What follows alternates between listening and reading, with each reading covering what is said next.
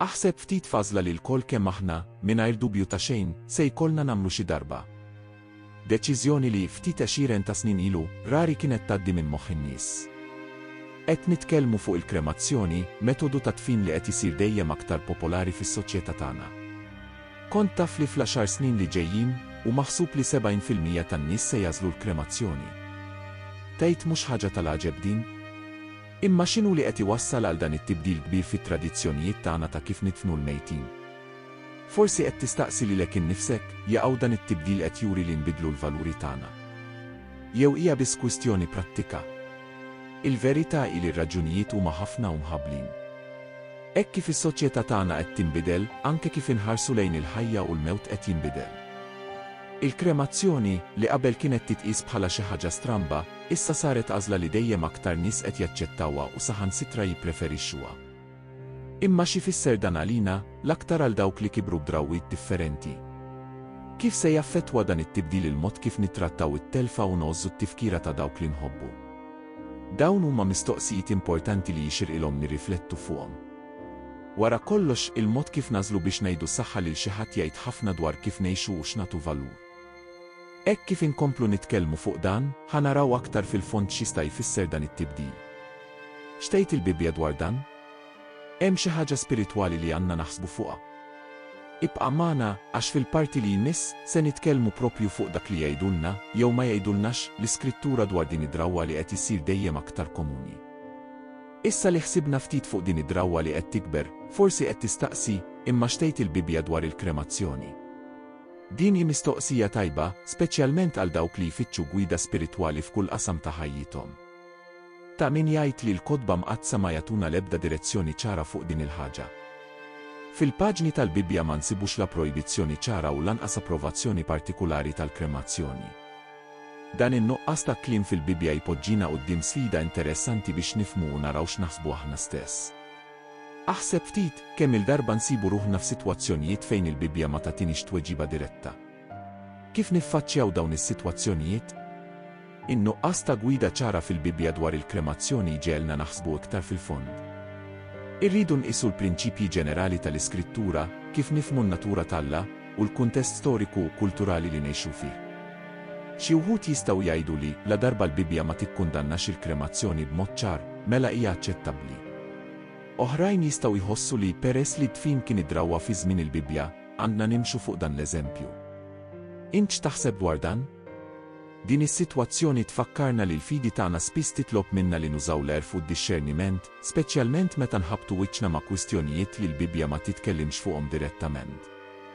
Ħanħarsu iktar fil-fond lejn l-implikazzjonijiet prattiċi u spiritwali ta' din l-għażla, kif il-kremazzjoni tqabbel mal-proċess naturali tad-dekompożizzjoni. Se nitkellmu propju fuq dawn il-paraguni biex nippruvaw nifhmu aħjar id-dettalji ta' dan is-suġġett daqshekk rilevanti għal żmienna. Meta naħsbu fuq il-kremazzjoni, hu naturali li jqumu mistoqsijiet dwar kif dan il-proċess iqabbel mad-dekompożizzjoni naturali tal-ġisem. Wara kollox għal mijiet ta' snin, id-dfin tradizzjonali kien in-norma f'ħafna kulturi. Imma tgħid, mill-lat fiżiku, hemm differenza daqshekk kbira bejn dawn iż-żewġ metodi. Ħanħarsu iktar mill-qrib kemm il-kremazzjoni kif ukoll id-dekompożizzjoni naturali jwasslu, fl-aħħar mill-aħħar, biex il-ġisem jinqasam fl-elementi bażiċi tiegħu. Qisu n-natura u t-teknoloġija jaslu fl-istess post għalkemm minn toroq differenti. Id-differenza ewlenija bejn iż-żewġ proċessi tinsab fil-ħeffa. Fil-waqt li l-kremazzjoni tħaffef bil-kbir il-proċess u sseħħ fi ftit sigħat, id-dekompożizzjoni naturali tista' tieħu snin jew saħansitra 20 ta' snin skont il-kundizzjonijiet tal-ambjent. Dan iġielna naħsbu il-ħin huwa fattur importanti f'dan il-kuntest. Mill-lat spiritwali jew emozzjonali tagħmel differenza jekk il-proċess ikunx malajr jew bil-mod. Xi wħud jargumentaw li l-kremazzjoni hija sempliċement mod kif tħaffef dak li n-natura tagħmel xorta waħda. Oħrajn iħossu li l-proċess naturali tad-dekompożizzjoni jimxi iktar mal-ċiklu tal-ħajja kif stabbilixxa Alla. Importanti niftakru li ikun xi jkun il-metodu li nażlu, ir-riżultat fl-aħħar huwa l-istess, il-ġisem jerġa' lura lejn l-elementi tal-art, kif jgħid il-ktieb tal-Ġenesi kapitlu 3 vers 19, mit-trab ġejt u fit-trab terġa' tmur. Din ir-realtà tfakkarna fil-mortalità tagħna u li l-ġisem fiżiku ma jdumx. Iżda wkoll ġielna nistaqsu jekk id-destin finali huwa l-istess, kemm importanti triq li nażlu biex naslu hemm. Hekk kif naħsbu fuq dawn l-affarijiet, u naturali li moħħna jmur fuq kunċetti aktar profondi bħal resurrezzjoni u l-ħajja wara l-mewt. Kif tidħol l-għażla bejn kremazzjoni u tfin ma' dawn it-twemmin fundamentali? Meta nirriflettu fuq il-kremazzjoni, bil-fors niġu wiċċ imbuċċ ma' mistoqsija profonda, għal ħafna inkwetanti kif jidħol dan il-proċess ma' twemmin nisrani fir-resurrezzjoni. Dini mistoqsija li tmiss il-qalba tal-fidi tagħna u jixir ila konsiderazzjoni bir-reqqa. L-idea ta' ġisem imqajjem mill-mewt hi ċentrali għal fidi nisranija. Imma xi fisser dan eżatt fil-kuntest tal-kremazzjoni? Xi wħud jistgħu jistaqsu jekk ġismi jiġi kremat kif nista' nqum mill-mewt. Importanti niftakru li l-Bibja tkellimna fuq ġisem spiritwali fir-resurrezzjoni. L-Apostlu Pawlu fl-ewwel ittra tiegħu lil Korintin kapitlu 15 vers 44 jitkellem fuq dan b'mod elokwenti, jinżera ġisem naturali iqum ġisem spiritwali. Dan il-vers jistedinna nwessaw il-fehma tagħna ta' x'tfisser ir-resurrezzjoni. Mhix sempliċement li jerġa' jitqajjem il-ġisem fiżiku li kellna f'ħajjitna, imma trasformazzjoni profonda u misterjuża. Aħseb ftit, jekk Alla għandu seta li jqajjem il-mejtin, żgur li l-mod kif il-ġisem tneħħa wara l-mewt ma jfixklux, hux veru. Wara kollox, tul l-istorja, ġisem bla qatt ġie dekompost, maħruq f'inċidenti jew gwerer, jew intilef fl-ibħra. Ir-resurrezzjoni, kif mifhuma fil-fidi nisranija, tmur lil in mill-limitazzjonijiet fiżiċi li nafu. Qiegħed taħol in mill-ġdid divin li jmur lil in mill-fehma tagħna llum. Mela, kif għandna nifhmu r-rabta bejn il-kremazzjoni u r-resurrezzjoni? Forsi l-kwistjoni mhix daqstant dwar x'jiġri mill-ġisem fiżiku, imma dwar il-fidi tagħna fil-weda tal-Alla ta' ħajja għal dejjem. Din ir-riflessjoni twassalna għal fehma aktar profonda tal-eżistenza tagħna. Aħna aktar minn ġisem fiżiku. L-essenza tagħna, ruħna, dak li għamilna tassew minn aħna, imur lil in mill-materjali.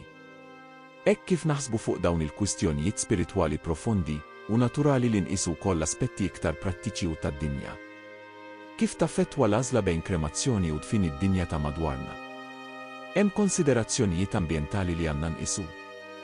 Meta nqisu l-għażliet tagħna għad-disponiment finali, importanti ma ninsewx l-impatt li l-għażliet tagħna għandhom fuq id-dinja li nħallu warajna.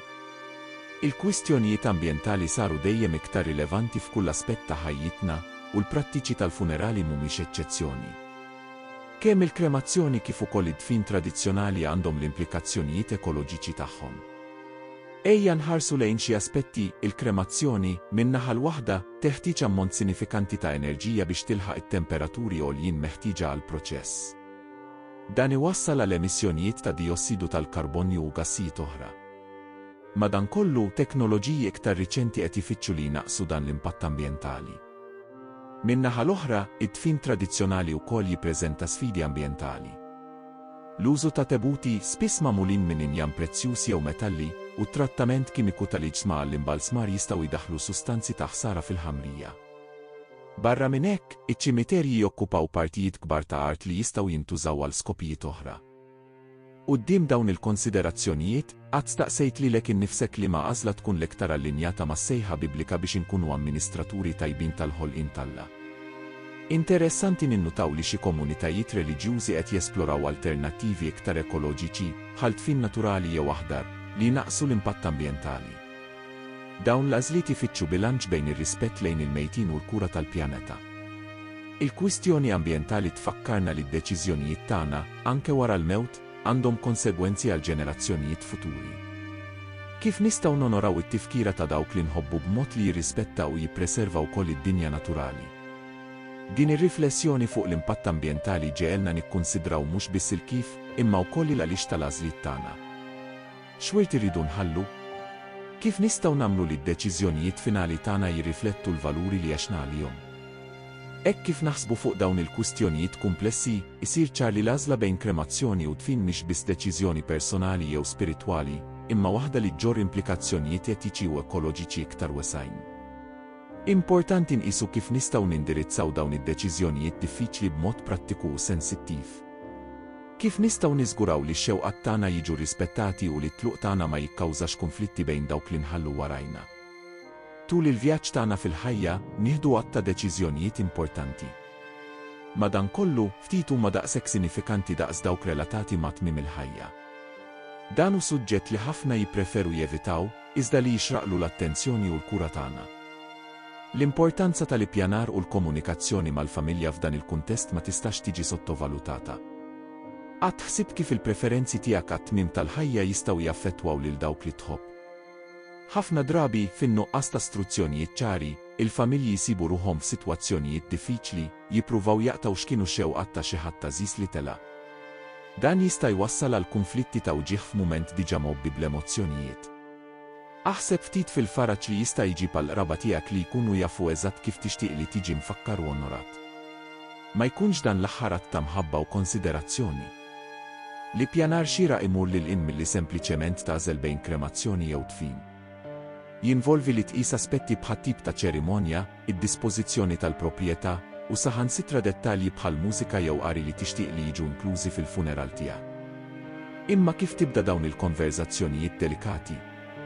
Jista' jidher skomdu fil-bidu, iżda ftakar li tiddiskuti dawn l-affarijiet b'mod miftuħ mhux sinjal ta' pessimiżmu, iżda ta' għerf u mħabba għal dawk li jibqgħu. Approċċ jista' jkun li tibda dialogu f'mument kalm, billi tesprimi l-preferenzi tiegħek stess u tistaqsi lil dawk li tħobb dwar tagħhom. Dan jista' jiftaħ bibien għal konverzazzjonijiet profondi u sinifikanti dwar valuri, twemmin u wirt. Li tiddokumenta x-xewqat tiegħek, kemm jekk permezz ta' testament ħaj jew ta' istruzzjonijiet ċari li tħalli ma' xi ħadd tal-familja li tafda, jista' jkun serħan il-moħħ kbir għal kulħadd involut. Meta nippjanaw minn qabel u nikkomunikaw b'mod ċari x-xewqat tagħna, fil-fatt inkunu qed noffru l-aħħar rigal lil dawk li nħobbu, is-serħan tal-moħħ li jkunu jafu li qed jonoraw ix-xewqat tagħna. Dan ir-rifless fuq dawn il-kwistjonijiet ifakkarna fl-importanza li ngħixu kuljum b'għan u mħabba, inrawmu relazzjonijiet sinifikanti u nħallu wirt pożittiv. Jalla nġorru magħna mhux biss fehma aktar profonda dwar l-għażliet ta' tmiem il-ħajja, iżda wkoll apprezzament imġeddet għall-ħajja li għandna u għan-nies li nħobbu. Nistedinkom tħadnu dan il-kompitu bil-kuraġġ u s-serenità. Mhux bħala pis, iżda bħala qatt finali ta' mħabba u kura. Wara kollox, mhux ta' faraġġ li nafu li nistgħu noffru l-aħħar rigal ta' paċi u ċarezza lil dawk li nħobbu. Li nistgħu, anke fit-tluq tagħna, inkunu sors ta' faraġġ u gwida. Ftakar li din it-tfittxija għal gwida divina m'hemmx għalfejn tkun avveniment ta' darba. Tista' tkun dialogu kontinwu, konverzazzjoni ta' mħabba ma' Alla hekk kif taħseb fuq dawn il-kwistjonijiet importanti. U tinsix għalkemm qed nitkellmu fuq deċiżjonijiet relatati ma' tmiem il-ħajja fuq l-art, din ir-riflessjoni hi fil-fatt ċelebrazzjoni tal-ħajja. Hi opportunità biex naffermaw mill-ġdid il-valuri tagħna, insaħħu r-rabtiet familjari tagħna u napprofondixxu l-fidi tagħna. Jalla kull wieħed u waħda minnkom isib paċi u ċarezza f'din il-mixja. Jalla d-deċiżjonijiet tagħkom ikunu rifless tal-imħabba li għextu u qsamtu. U fuq kollox, jalla tħossu l-anqa ta' mħabba tal-missier tas-sema tigwidakom f'kull pass ta' triq.